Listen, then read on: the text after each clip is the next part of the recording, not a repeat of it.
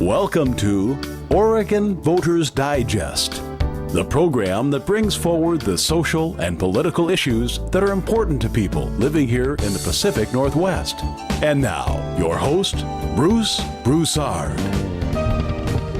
Welcome again to this segment of the Oregon Voters Digest. I'm Bruce Broussard, your host. Hopefully, we've got quite a show today, so we're just going to get right into the show. We've got two segments of the show. In the first segment, we're going to have Senator Lew Fredrick, who's been around for a number of years. Lew Fredrick of Oregon, if you will, he's been living here since 1974. And trust me, here in the Northeast corridor of Portland, of the state of Oregon, in Multnomah County, he's got quite a bit to say, and he's got the largest district, and as far as I'm concerned, in the entire state. So we're so welcome to have him here talking today about a subject matter that the public needs to know. And hopefully we extended the conversation, the invitation, if you will, that he can come on periodically and just educate the public about what's going on, because this is how we got in this particular issue with reference to funding. We're having a tough time, pandemic, and then we got the election, the presidential election. So all kinds of things are happening. So the public, voting public, needs to know what's going on, so we won't be getting into this situation. So we need all the help we can get today. So what we're going to do with that, I'm going to go on and introduce real quick. We've got several people that are going to be out there as guests, if you will. We got the Minnieweathers, both his wife and himself, that are here. We got Jack Kerfoot, who had recently ran for city council. He's here. He's out there he's knocking on those doors quite a bit. And we've got Bob Williams. Usual Bob, he's the union guy. He's the union guy on the job, if you will.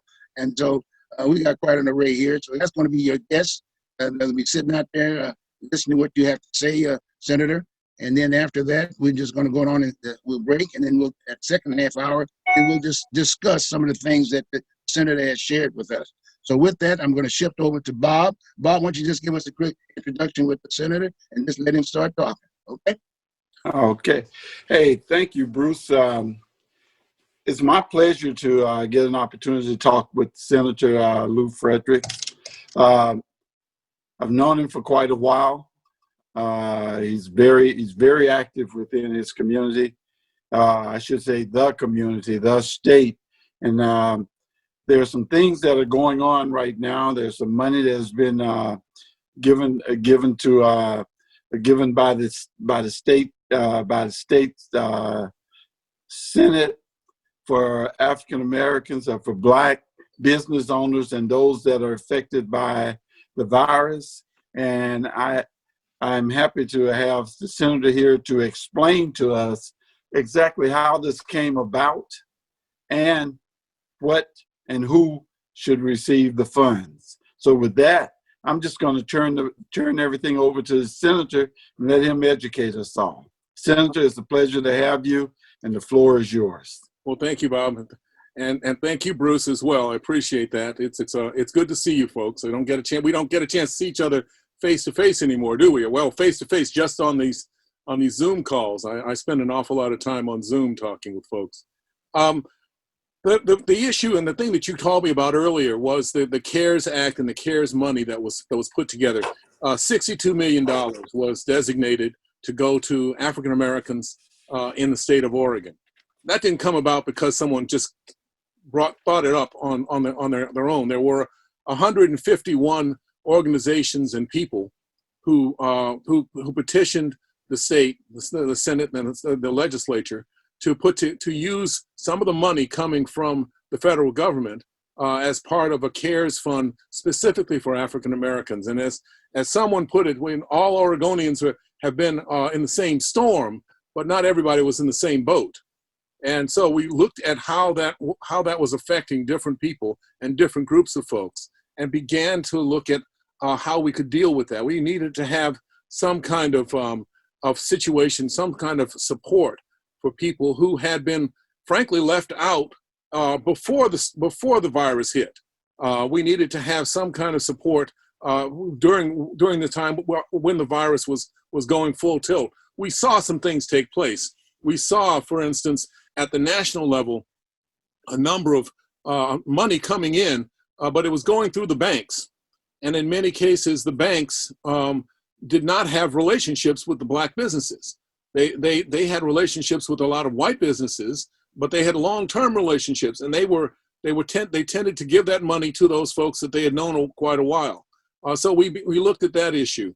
There were other issues as well, and they were not just for African Americans. I mean, issues in terms of health care are significant for the Latino community and the Native American community, issues related to a number of things regarding the Asian community. There were, and some of the immigrant communities as well. So we looked at that, and we got a number of folks who came in. The Black organizations, there were 52 Black organizations that put together a proposal, but there were about 66 allies organizations that came out as well. So we're talking about Native American and Latino and Asian American and immigrant populations all came together and said, we need to have this specifically for the Black community, specifically for folks who are, for individuals as well as businesses and nonprofits.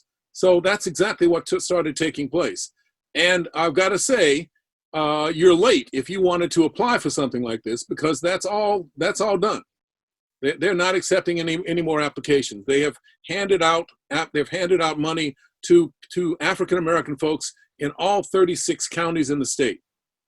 I don't know what the number is at this point, but they stopped accepting applications a couple of days ago. So because of this, they've been going at it for quite some time. It was a bit of a complex process, but they made it clear that there was not just one organization that was going to make the decisions. There was a group that was put together. They vetted folks. They made sure that people were not getting it twice. They made sure that they, in fact, were African American folks who were living in the state of Oregon. They looked at, it depended on the impact that the virus had on families and on people, and they divvied out things. If it was families, if it was an individual or families, you could get from $1,000 to $3,000. If you were a business or a nonprofit, it depended on the size and what sort of impact the virus had on your community and on your business and on folks there. So that's how they did that, and they tracked it. And there was some significant oversight that was put together because folks were worried that people would just get it without any sort of vetting. They decided they really did a clear vetting of that. So tens and tens of thousands of applications came in. They managed to go through it. There were several folks who did a very good job of vetting it, and that's what's going on now. Why do we talk about this? Well, there's another aspect another thing that came out that was pretty clear. Last year, the Small Business Administration gave loans to people, to small businesses. In the state of Oregon, only 4 Black businesses got loans from the Small Business Association. Oh, wow. Administration. Only 4. Now that was last year. And so that's a pattern that we were trying to make sure that we dealt with. And we did. And I've got to say, the groups that came together were extraordinary. There's a long list. You can look it up under the contingency. You can look up under the CARES Fund. In fact, if you Google the CARES Fund, you will find not only how it was put together, but who put it together and how it was set up. It's a very comprehensive effort, but it speaks to something that I think we really are going to be talking about for quite a bit. We're going to have to reset. This whole virus has sort of forced us to look at what the discrepancies have been, and we're going to have to reset not only the financial situation, but education and healthcare and housing and just some general economic development issues as well. Those things are going to be reset. This is one of the things that at least we were able to do right away. How long that lasts is another story altogether. And then I've got to say something else too. This was a CARES fund specifically for African Americans, but there were other funds, there were other programs that went to Latino, Hispanic and Latino groups. There are other funds that went to Asian groups, to rural communities, to cities. You'll hear about CARES fund money that's still out there, that's still people still are applying for. That's usually because a city or an economic development group managed to have that kind of money. They got a CARES package as well. and they have that available to you. So it's important to find out just what's available. But I've got to tell you, the fact is, it ends at the end of this year. So today is the 11th of the month. That gives you exactly 20 days to deal with it. That's when it stops. So that's what people are working on, and that's how they've been working for some time. I am pleased with that particular thing. I am upset because we have, as well, at the end of this month, a lot of people are going to run out of the ability to live in their homes. The eviction crisis is real. The folks who own, the landlords who own those homes, they're facing no money as well, and that's going to be a serious issue for everyone. We need to have something done right away, and I think we're going to be able to try to do something. It's clear that the state legislature wants to do something, whatever we can do at this point, but we need to have help from the federal government as well. And right now, that is clogged up with a discussion about whether folks can get whether they can do without have no liability for making people unsafe at this point.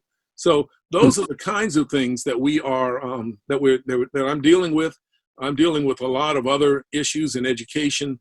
I'm obviously dealing with a lot of things regarding police accountability, and that's the other thing that people do not know, and they really haven't gotten a chance to see. And Bruce, you'd enjoy this.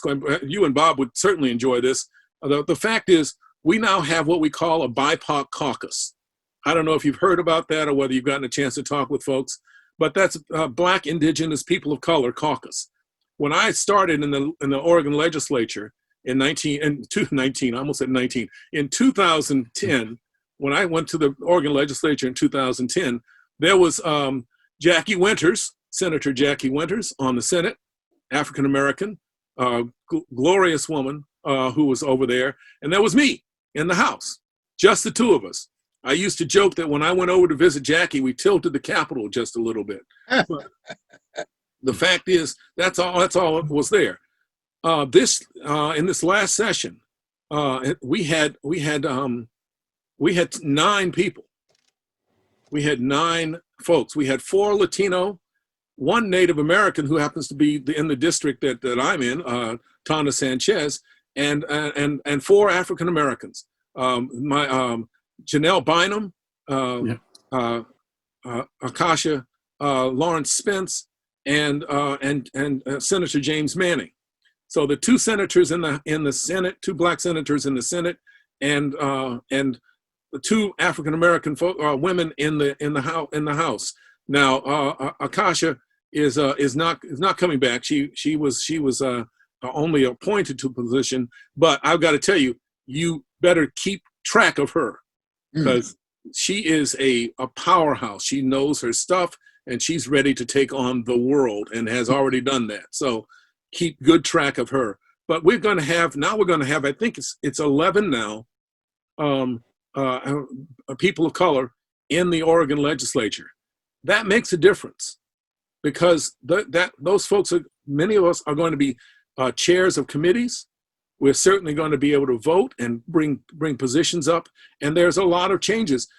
James Manning was tentatively elected by the caucus, was elected as Senate President pro tem. We'll see when that comes up in January.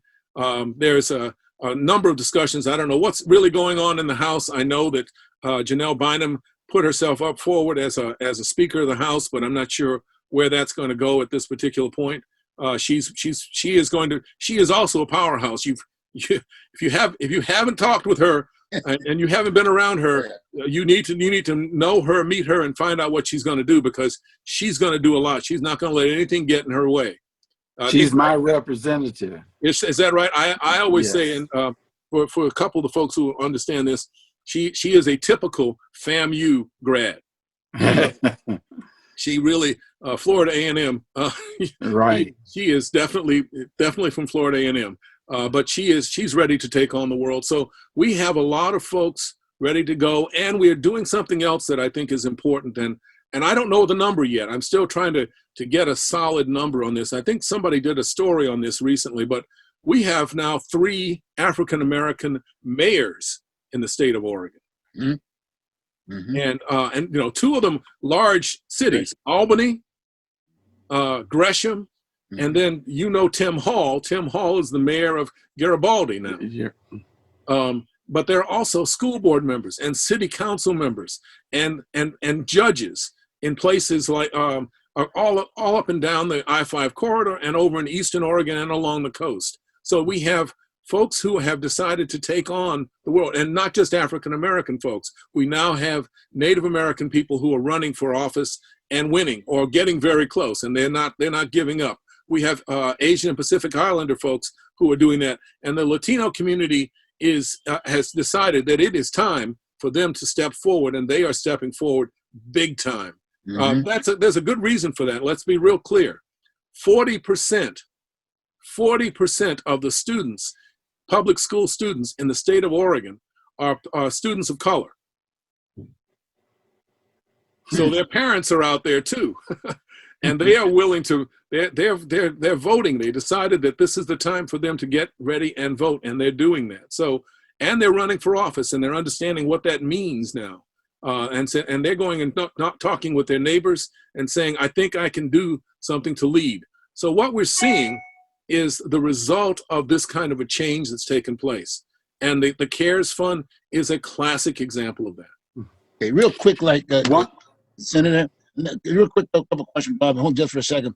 First of all, the CARES Act, are those grant monies, or is there a payback on that? Those are grants. Those are grants? Those are grants. Those are grants. Okay, good. The other thing is that what number can one phone number that a person can call in and get some either get the paperwork or whatever, a phone number? As I said, that's over. All the applications, they're no longer accepting applications. The applications ended, I think, just a few days ago, maybe a week or so ago.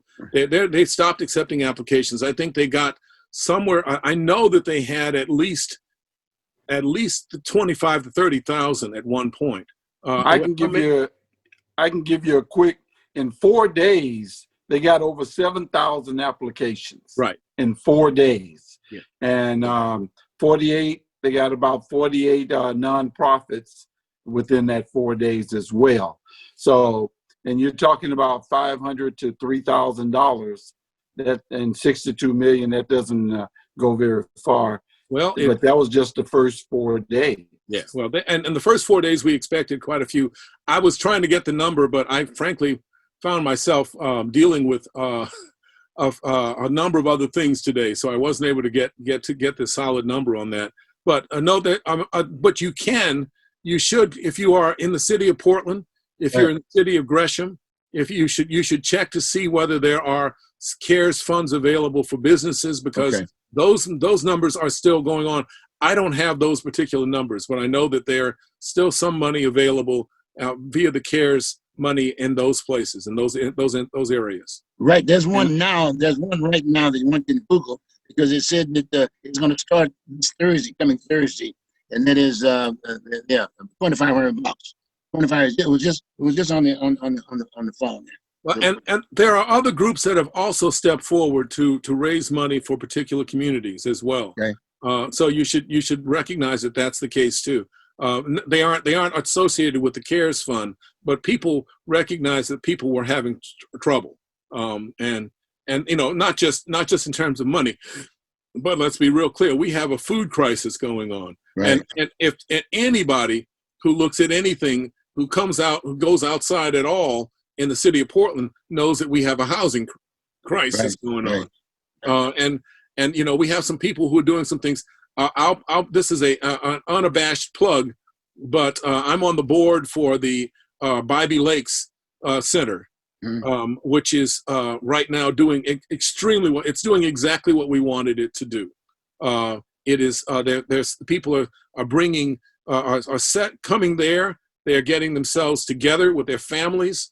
There are individuals that are coming together. In fact, a couple of companies, I think Columbia Sportswear and a couple of other places that are out near that Bobby Lake Center are hiring people from the Bobby Lake Center to work, so that they're getting jobs out there as well.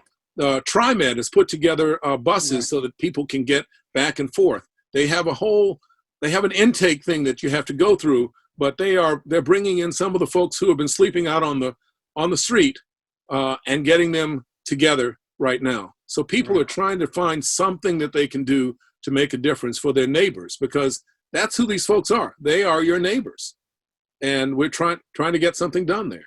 Another area that talking about the money for businesses and whatever, we've always had an ongoing program with the banks, Community Reinvestment Act routine, supposed to reinvest monies in their respective areas. Is there a possibility of vetting them out in terms of finding out just whether or not they're doing that and how they're doing it, and as far as doing that to black businesses and other businesses? That is exactly what we need to do, Bruce, and you're absolutely correct. This is the kind of thing, and we are doing it to some extent. We're starting to see some of that information come out, and it does not look good for a number of those groups. But we are starting to see some things come out, and that's good to see. But I expect that we're going to see even more after January 20th. Good. I think that we will see a lot more attention given to that as well, because people have been dragging their feet on giving us information about where that money's gone from some of the banks and some of the other institutions. But we're going to see some things changed, I think. And even in the real estate loans aspect of it, we got this little issue now with the little red house off of Mississippi aspect of it. And I'm very familiar with that. There have been several other individuals that have contacted me, and from the standpoint, that's some very valuable property. That's really what the bottom line is. And I think the bank could have really gotten in and solved that problem. Well, Bruce, that goes back a long distance, a long time there. Right. And it's not just that particular property. Let's be real clear. One of the biggest problems that property had is that it was dealing with the same kind of program that had been taking place before the 2008 crash. Mm-hmm. You had banks and mortgage groups that were cutting up their loans, and then creating problems for people so that they would not be able to pay off their bills, not be able to pay off that balloon payment. Right. I saw it happen constantly. It was a scam, quite frankly, right, on the way that people were being handled. And even worse, in Oregon, in Portland, we had mortgage companies that were deliberately targeting African American families, especially older African American folks. And they were coming in and they were setting them up for failure intentionally. And this particular property, I've only heard a few things, so I can't speak specifically to it, but from what I can gather, this sounds like exactly that kind of thing taking place. Basically, they weren't sure who they were paying their mortgage payment to.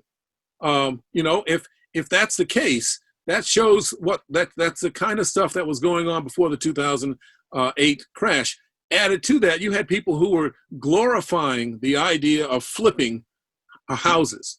Now, Bruce, that may be the only house owned by an African American family on that street now, because it once was all African American owned.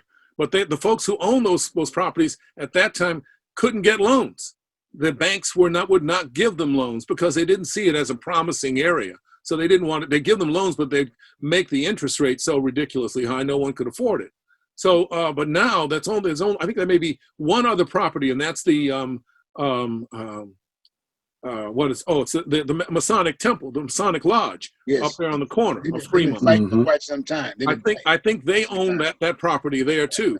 But you're right. This is now prime property, and we saw people really trying desperately to scam folks. I got to tell you, there's Multnomah County has a bill that they're looking at, trying to figure out how to deal with this kind of flipping of properties, this kind of bad faith kinds of things taking place. I've lived in my house since 1977, I'm sure they look at my age and they go, well, maybe we can talk with some folks about, maybe we can get him on this. So I had a guy out in front of my house a couple of years ago who was looking around. I noticed he was looking at the house, and I was out there, and he said, well, so you're interested in selling your house? I said, no. He said, I'll tell you what, I'll give you $200,000 for it. And I said, you'll give me $200,000 for this house? He says, yeah, I mean, that's a pretty good deal. I mean, you bought it for what? You bought it for what, 25,000 or 30,000? I said, yeah. So you've done your homework. You know this. You know what this house. What have you done your homework enough to know that this house is probably valued at about 750,000? I know what you're doing. A lot of our folks do not. Mm-hmm. A lot of our folks bought their homes for $10,000 because they could barely get into the property because they've been redlined into an area. Now that redlining the result is those properties are now very, very valuable. Mm-hmm. And you've seen the gentrification take place. Yes. And it's been intentional on the part of a number of folks to hold back and wait and wait. Bruce, I think one of the stories that I did with you years ago was talking about what we call them, the Dirty Dozen. Yep. The group of folks who were, and you did stories in the Observer on that. Right. The group of folks who had bought these properties and let them just fall apart. Yep. Thinking that if I hold on to them long enough, they're going to increase in value. Well, they did increase in value, and that's what they did. They let them fall apart. Everything else went down in the neighborhood because they let them fall apart, and then now they're selling them. It was a planned situation. So that kind of gentrification has something that we've been dealing with for some time. The Red House has a number of other issues attached to it now. Yes. But the basic issue about who are being able to hold on to a property is a significant one, and we're struggling with that. We're going to be struggling with that for a while. On that last point, on that Red House aspect of it, I've been talking to a couple of attorneys, and all due respect, we're going to interview a couple of them that are looking at the possibility of a class action suit, if you will. To just bring up the issue, if you will, of the whole issue of gentrification as it relates to home ownership. Got me? So I want to make sure that you know that, and then make sure that we're going to do the show again to educate. And again, I want to suggest that you also talk with the folks in the government affairs people in Montgomery County, because they have a proposal at the state level to deal with it. But I got to tell you, the fact is, I started hearing about these kinds of things back in 2000. I think it was 2006, 2007. Yep. And folks telling me about how they were worried that the MERS group, the mortgage interest, the mortgage group, that they were, and among other banks and other things, were setting up a system so that they could take over homes and land. They did that certainly in places like Cleveland and in Virginia and in Philadelphia, and in other places, St. Louis, all across the country. These kinds of things were taking place. Our version of it is a really small version in some ways. But you remember, we had the same kind of thing start to take place in the early 1990s. When I was a reporter, I went over to King Boulevard, Martin Luther King Jr. Boulevard, and went from made a thing from King Boulevard to 15th, from Killingsworth to Alberta. And I went and drove through that whole area and counted the houses that were empty or abandoned. There were 102 of them in that area. And it was because a mortgage company had managed to do some things that they finally got caught on. If you recall, Eric Stan and Gretchen Kafori called their bluff on that.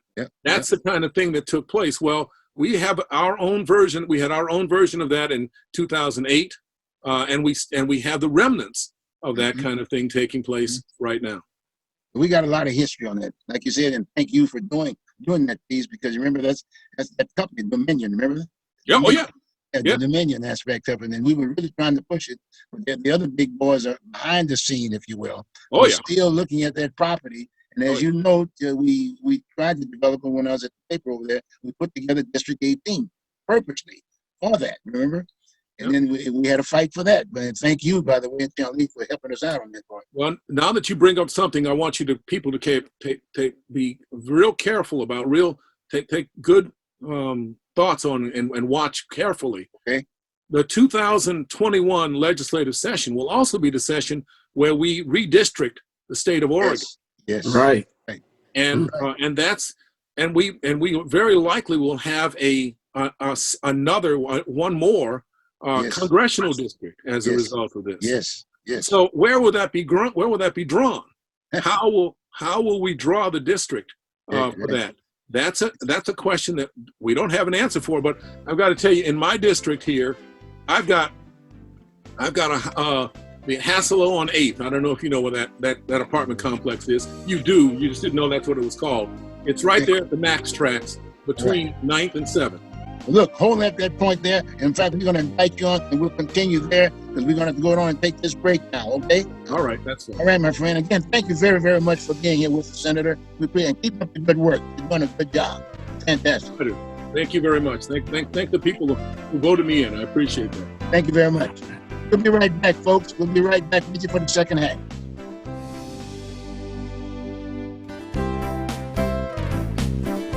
Welcome back to this segment of the Oregon Voters Digest. I'm Broussard, your host, and all my guests, we had quite some information, if you will, given to us by Senator Lew Fredrick here from Oregon, and about the CARES Act, and that was quite a presentation that he had made, because this is something that the community needs to have heard across the board, if you will, and across the road, especially those individuals that are performing. In fact, we happen to have one of those entities here with us tonight, and that is Dwight and his wife. They've been in the business of helping people in the community, in the largest city, in the largest county for that matter, here in the Portland area. And they had I'm sure they didn't get it. I'm going to have them comment on this deal. Did they receive any letters or any comments or any contacts along that particular line? And I'll just let them go from there. And then we've got the other folks there. We hopefully get some comments in terms of what they felt about senators basically sharing information with us in this particular program. To get Dak and Bob to get involved, and we'll have a discussion. But let's start off with Dwight and his wife, and maybe just give us a little quickie update again of what they do and where they are in their business. And I know that they've got some things on their mind. And in fact, they're talking to me about it because I'm looking for vets. and they've got some things going. Okay, so with that, why don't we open up with Dwight? You guys can just go on and chat, and we'll just go on with the conversation with that going on. Okay? Yeah, right. It was really good to get that updated information, to be able to understand a little more about the background of what's taking place. And it's exciting to know that we are even having conversations even pertaining to the fact of debriefing this situation of what went right and what went wrong. And I think that's something that's really important right now, is that we talk about how we even approached that whole CARES Act thing. How did it work? What didn't work? And and I know that they're doing it at a level, but they didn't talk to the people that suffered waiting on it, the people that didn't hear about it, people didn't get information about it, didn't get to sign up, and then hearing on this show that it's over. They're probably hearing it for the first time about the money. They're hearing it's over already. And I'm like, that's going to be pretty heart-wrenching to realize some money was out there and you could have got some, and it's over. It's done. No, don't send an application out, but you're finding out. Because I really didn't see a bunch of advertisement or a bunch of situational. Huh? It was not. I know. That's what I said. I didn't see a bunch of it, which you would see normally in other conditional situations. You see a lot of information being presented, but this was for our culture, our people, and it seemed like it just showed up and disappeared, and people didn't really understand what it was. And then again, to also have the attack of them, wanting to put a lawsuit in against African Americans receiving money for the contingent fund. They didn't went and put all these lawsuits in to say what isn't needed for the African American community, and And I looked, like I said, with Bruce, you know, I took him out. We're out in the Delta Park area. Everybody knows that if you go to the Delta Park area and deal with the homeless population that is there, there is maybe 3% Black. Yeah. And also in that community that we deal with, most of the community that we deal with did not have access to even apply for the funds. I mean, either they didn't have, they weren't computer savvy, they didn't have internet. You know, most elderly folks don't know how to use a computer right now. And there was no instructional assistance for people who might have known about it, but couldn't apply because they didn't have the resources to apply. One thing I would do later on, if this happened again, and I don't know if it will or not, but make sure that we allow access for everyone. You know, if it takes us, you know, hiring some folks to do some tutoring, you know, to have some classes where people can learn how to apply online, or to just assistance like we do with taxes. You know, if you need help with your taxes, you can go down to the federal building to get help with that. You know, we need to make sure that we have access for everyone to be able to access funds that were available. And there were a lot of people, African Americans, who did not tap into that because they didn't have access to it. Let me share this, and then we'll have the discussion. Let me read this. I just went on and Google this. I'm gonna read it up real quick. Like, it says that the $62 million state fund to support Black Oregonians and their businesses received nearly 7,000 applications in the first 4 days after its launch Monday. The Oregon Cares Fund for Black Relief and Resiliency will provide grants of $500 to $3,000 for Black individuals and families, and $2,000 to $100,000 for Black-owned businesses and Black-led nonprofits. By Thursday, that's in July now, very interesting. By Thursday, 6,672 individuals and families, 201 businesses, and 43 nonprofits from throughout Oregon had submitted online applications. The fund is being guided by the Council of Trust, a newly established group of 11 Black leaders from across the state, and is being administered by 2 nonprofits, the Contingent and the Black United Fund. I'm sure you're familiar with the Black United Fund. Yeah. They're local. Why didn't they put out flyers and react, if you will, to Black businesses here within this area, if you will? That's a big issue. We've got supposedly 2 Black newspapers. Did they publish it? Did they publish it on the front page, if you will, to get the word out? You know what I mean? It's very simple. And then the other thing is that I think they should have listed the businesses and the individuals who got the money. And it's a grant. So my point is that if they benefit, they should give back, if you will, to the community. See what I'm saying? There's a certain portion of whatever. So you ask yourself the question, well, where do we go from here? 7,000 people throughout Oregon. I thought all of them were living right here in Portland. Man. I'm gonna go with that. Okay, Bob, why don't you come on, Kenny, get in, respond here, get Jack in there.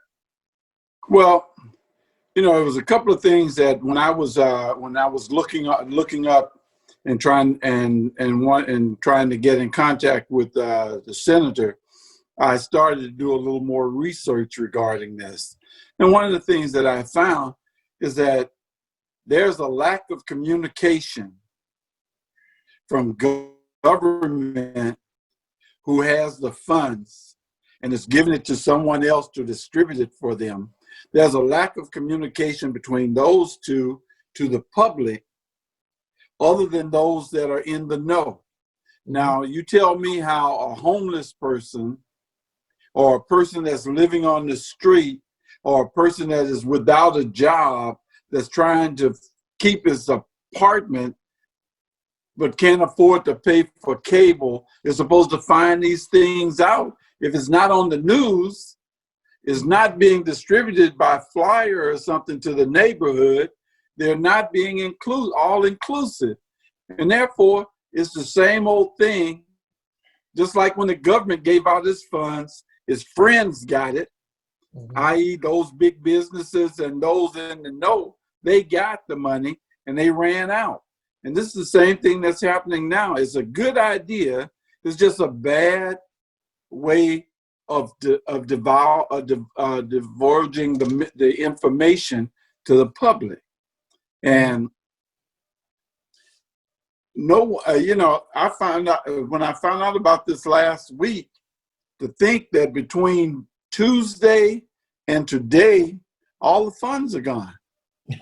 Gone. That's unreal. That's unreal. And I'd love to go downtown and see how many people that are living on the sidewalks apply. I'd love to go to Delta Park and see how many people apply. Or those people that when I traveled down 205, just walk it and see how many of those people applied. They didn't know. Who got the money? Well, here, let me share with you real quick. Like I said, I just Googled it here. But this is a woman, a black woman from the Portland area, Representative Alicia Lawrence Spence, Democrat of Portland, is part of the 11-person council of trust overseeing the state $62 million COVID relief fund for Black Oregonians, small businesses, and nonprofit. Okay, so I guess my point is that as an elected official, because I've not seen her before, but we need to contact her. Where is she from? From Portland. You know her? No, that's what I asked you to figure out. Here's the woman right here. There's an 11-member board, and the Black United Front is there. You know, Ron Herman is there, and all them cats are there, and whatever. I'm just saying, show us the list. Bruce, you're missing one key point. Good old Jack. There were 7,000 applications for a grant submitted in 4 days. Yep. Do you actually think that it was going to be put your name and address and send it in? Heavens, no, it's a grant. It probably is several pages long and took time. Okay? Easy. Oh, so time? What that tells you is, and I'll go back to my history of the state I grew up in Oklahoma. They had everyone line up for the land rush to take the Indian lands away. Right. They were for the land rush. And then they'd fire a cannon, the boomers, and they'd go off and stake out a claim. But there were always those folks, and they called them Sooners, that snuck across the line the day before to get a head start. So what this is telling you is we have a preferential network of people that know that the cannon's going to fire tomorrow, and they've got their application and ready to stick it in the mail or stick it in the box ahead of everyone else. You don't want too many people applying because that reduces your chance of getting a grant. I'm sorry, this does look like insider information. And yes, it should be made public. And yes, they should have reached out to the community, the faith-based organizations and the different groups across the city to help them communicate that there was going to be a grant and this is how you apply for it and these are the steps and we're going to take it on this date and give people time and notice to fill out these applications, because I'm sure there was quite a bit of documentation to get the grant, financial aid and support. There always is. So yes, it looks like what we've had is an Oklahoma land run in Oregon. Mm-hmm. Yeah. Mm-hmm. And I was kind of concerned with the fact that I think it was not even about, maybe if it was a month ago, that they had the 200 million that was being posted up and saying that on that day that they were going to open at 9 and start taking information.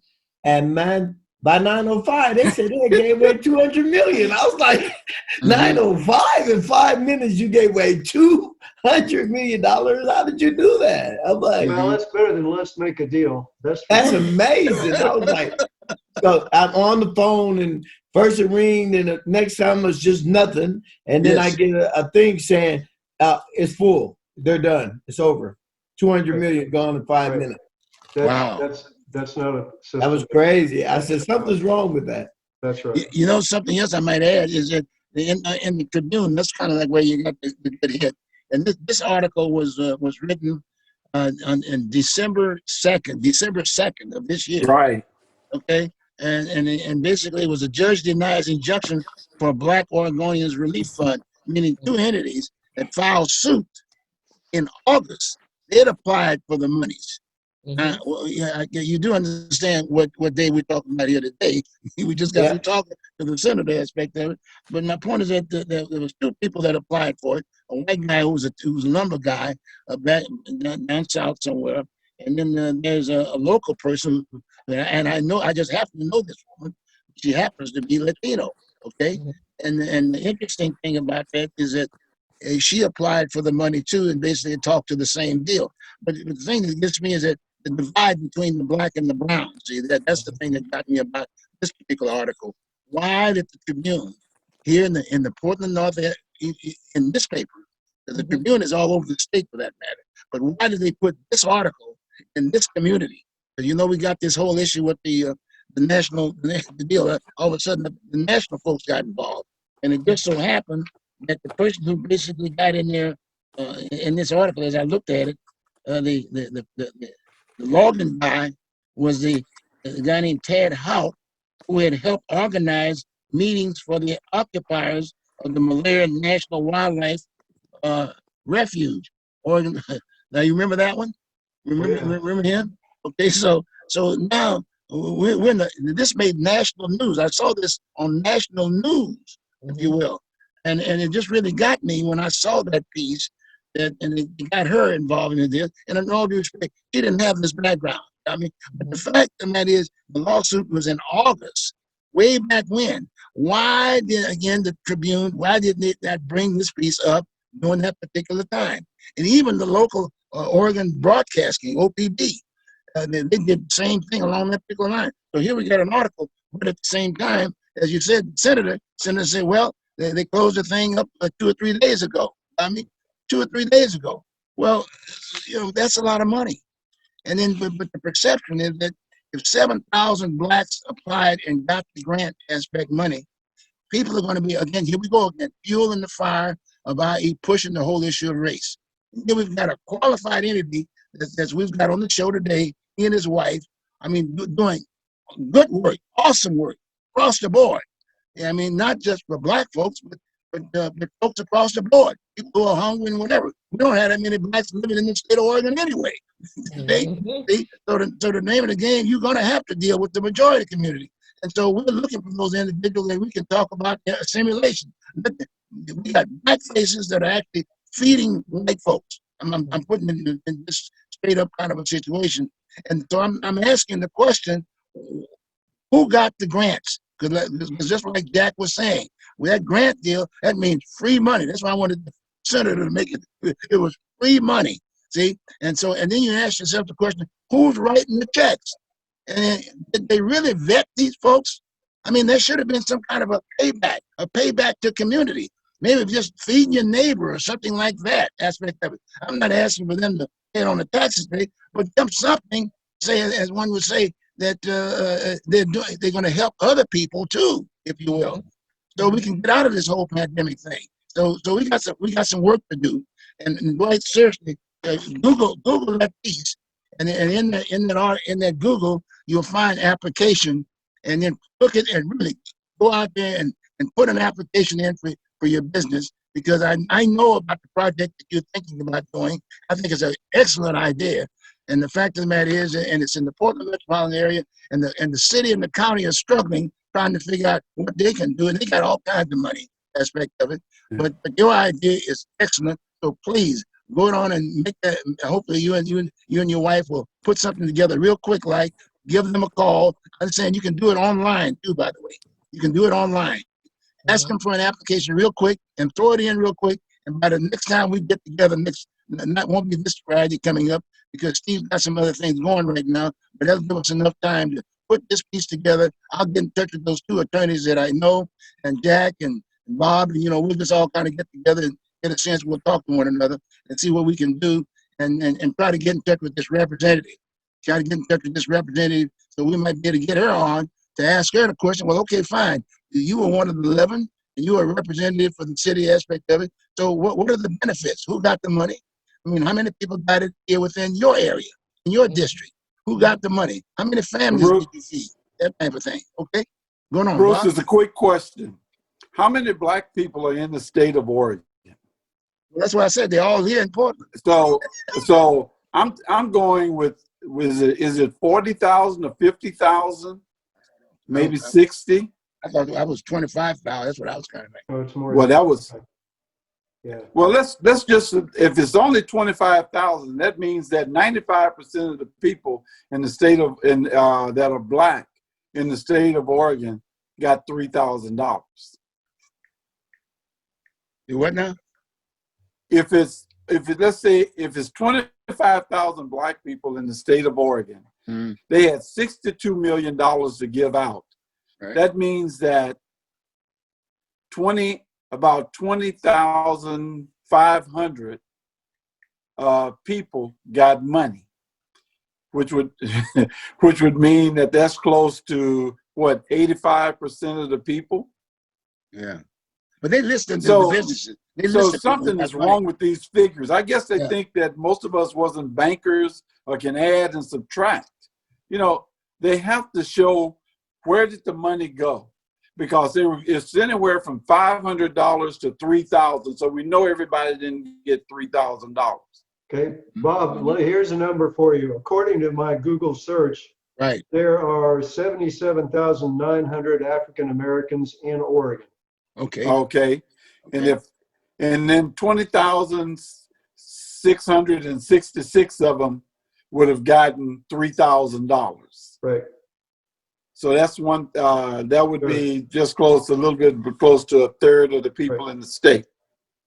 So something is wrong here, and we need to get some answers.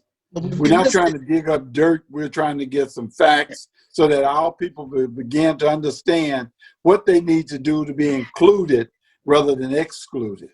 Well, my point is that, but on paper they were saying they were included. They listed the number of businesses, the numbers of nonprofits, and the number of individuals that got the money.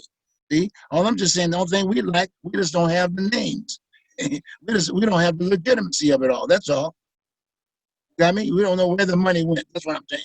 We just have numbers here that they listed in the deal on the care fund. Got me? See? So I think we just need to do a little bit more work on it. I think this is a good place to start. And like I said, if Dwight and his wife would be willing to make an application, that gives us an inside deal, because they have to respond back to them as to the fact, like the senator said, well, they closed the shop up last week.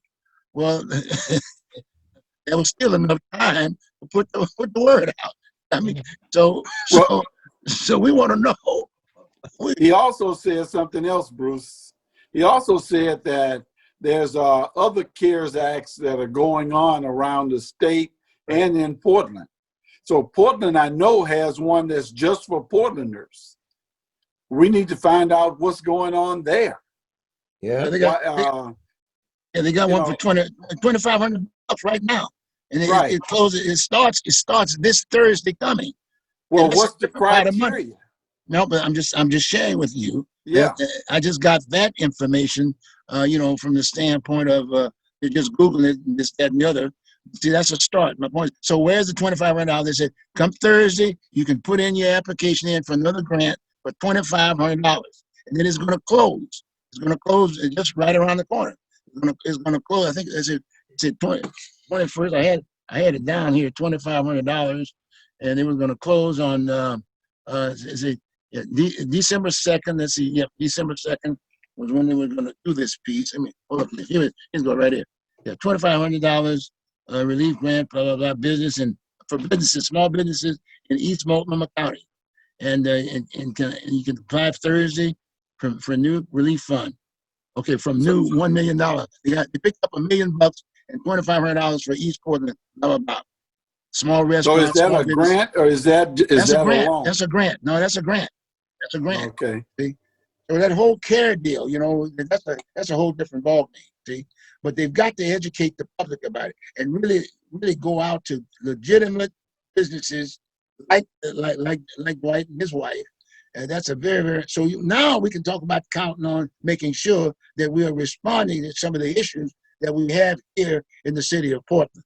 Big time. The only comment I would make is there's another issue we're going to be faced with in the very near future, and that's distribution of the COVID vaccine. Okay. And one of the That's questions is huge. going to be, how do you, once you get the first responders and the hospital people vaccinated, we understand that should be a priority, and that's logical. How do you distribute it to the community? And so on OPV today, one person was talking about, well, we've got to make sure that the Native Americans are first in line. Yeah. And the head of the healthcare system in the U.S., the federal government, said, legally, we can't do that to say one race gets priority over the other. But what we can say is if we look at areas that are the most distressed relative to healthcare, relative to are most susceptible to this type of disease, he goes, the reality is we will find it is primarily people of color, minorities that are under higher risk than those that are, for nothing else, let's just say the wealthy and white from that standpoint. So he was talking about a system that they were going to try and implement, and given the time of the vaccine, it will be under President Biden once he assumes office. But that's going to be the next thing, is how we get the vaccine out to the people that are most susceptible to this illness that could be lethal because they may have an underlying medical condition or because of their age, or if they're living on the streets, they certainly are a weakened condition. Right. So that's going to be very important that we don't get, shall we say, another preferential lineup for the vaccine for those that are not necessarily as high a risk as others. So that's important to me. You know, go on. Spoke with my doctor this morning, and my doctor told me that they're getting the medicine first, and the next people in line after they get the medicine are people with the pre-existing conditions. And he said, Pastor Minnieweather, I'm just going to give you heads up, be patient. Because it ain't coming to you no time soon. That's right. That's I right. said, well, thank you, doctor, for giving me the true information, because they made it sound like I can get some next week when it comes back. He said, not at all, buddy. He said, That's right. You're on a long waiting list. And he said, tell your community to be patient. Don't be expecting to be on the front of the list, because they got a limited load. And they said the workers are first, then the elderly are those that are having the preconditions, they're next, and everybody else is going to get in when we get in. Right. And realistically, I think that they really won't start working through a larger percentage, let's say past 20% of the state, till about March or April. So this is going to be a long time process. So keep wearing those masks. Like President-elect Biden said, wear a mask for the next 100 days and reduce the risk dramatically for everyone else. You know, one of the things that I just read is that Uber is trying to move to the front of the line as one of those groups that is necessary. We call them Sooners. You need to know that word. They're Sooners. They're getting ahead of the line before the cannon's fired. Now, you know, there's another area that we tend to we've missed. I mean, big time. You know, if there was ever a carrier within our area, within this country, are the homeless. These are the people that can't wash their hands and this, that, and other. Absolutely. I mean, they're carriers, and they're walking around doorknobs and just touching things, breathing all over the place, the whole 9 yard aspect of it. But no one has paid any attention to these folks. When you see all these ads on the tube and this, that, and other, you talking about fine homes, you know, wash your hands 5 times a day. Where are they going to get the water and the soap? You know, if anything, they're peddling the soap if they rip it off the shelf. I mean, just trying to eat. So the name of the game is that sometimes, some way, something you have to recognize. So that's why I'm excited about you and your wife, Dwight. You know what I'm saying? You got some good ideas. Guys, thank you very, very much. It was quite an input. I think we had quite a show, and I think we're going to get the word out. And when you get it, please share it. Share it with everybody.